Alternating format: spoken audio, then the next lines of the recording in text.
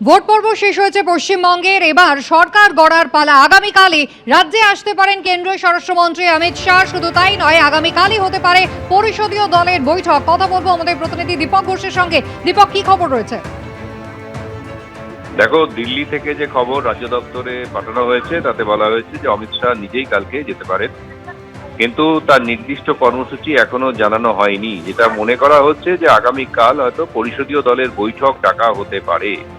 ইতিমধ্যে বিজয়ী এমএলএরা, যে 206 জন এমএলএ রয়েছেন এই মুহূর্তে জয়ী, তাদেরকে কলকাতায় আসতে হবে এবং তারা কেউ কেউ পৌঁছে গেছেন, কেউ রওনা হয়েছেন।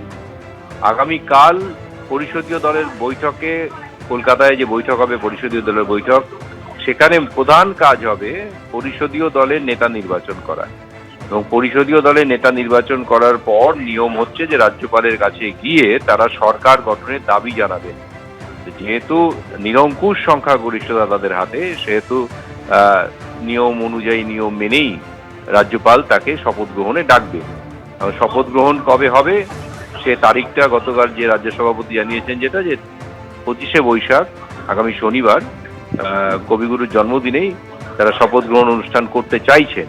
এখন সেটা হবে কিনা চূড়ান্ত হবে যে পরিষদীয় দলের বৈঠক, নেতা নির্বাচন, নেতার গিয়ে সরকার গঠনের দাবি জানানো, তাকে রাজ্যপালের তরফ থেকে আমন্ত্রণ করা এবং সেই অনুযায়ী শপথ গ্রহণ। এই পুরো প্রক্রিয়াটা এই নির্দিষ্ট সময়ের মধ্যে তারা করতে পারবে কিনা, তার কারণ নেতা নির্বাচন নিয়ে কিন্তু এখনো অনেকগুলো প্রশ্নচিহ্ন রয়েছে যে কাকে নেতা নির্বাচন করবে পরিষদীয় দল।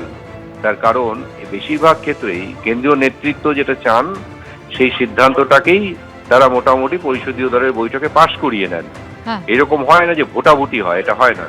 তো সেহেতু একাধিক নাম একেবারে। এবং এই যে পরিষদীয় দলের যে বৈঠক রয়েছে সেখানে পর্যবেক্ষকের দায়িত্ব দেওয়া হচ্ছে সম্পূর্ণভাবে অমিত শাহকে। আগামীকালই তিনি রাজ্যে আসতে পারেন বলে জানা যাচ্ছে এবং আগামীকালই বৈঠক হওয়ার সম্ভাবনা রয়েছে। দীপক, ধন্যবাদ।